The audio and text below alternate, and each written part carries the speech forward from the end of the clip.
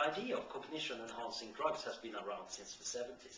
In the 80s, a kind of subculture of people experimented with mind machines and nootropics emerged, but it was still a very much of a niche thing. But what has happened over the last 10 years has been the spread into the mainstream. The use of Ritalin in school children has actually turned into use of Ritalin in students for performance enhancement. Similarly, the development of modafinil, originally just as used for narcolepsy, so actually as a general wakefulness enhancers, has become quite common.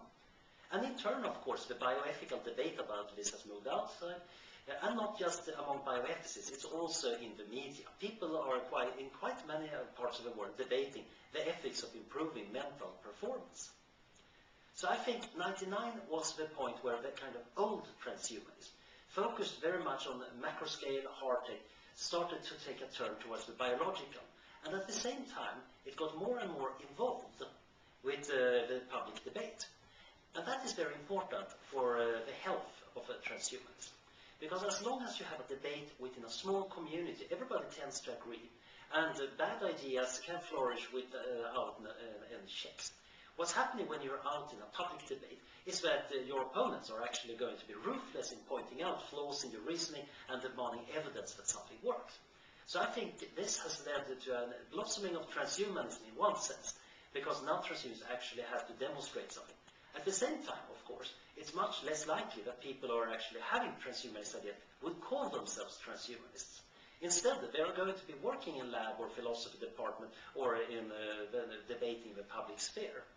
But they will have transhumanist positions, but they will probably not be card-carrying members of an organization or go into any particular conferences. Indeed, the big populist movement of the internet age has become the pirate movement, where you actually have people demonstrating in the streets and having an activist approach. You don't see that much among transhumanists. To my knowledge, only once did anybody bear placards in defense of morphological freedom in any demonstration, and that was about vitamin supplements. Indeed, as a populist movement goes, transhumanism is pretty pointless, because most people actually, when they get access to enhancers, seem quite willing to take them.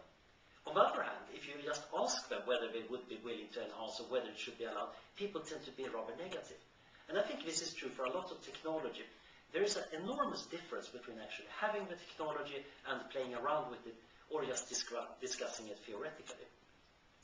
I think also the intellectual property issue has,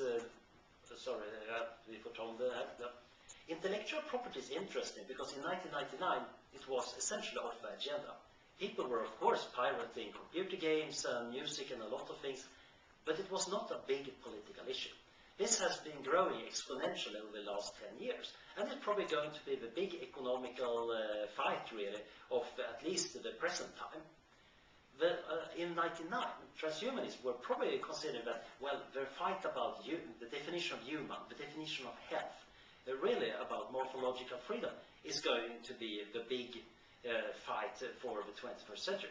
I believe that is still true, but it's a much slower thing. It's not going to happen as quickly as the issue of intellectual property.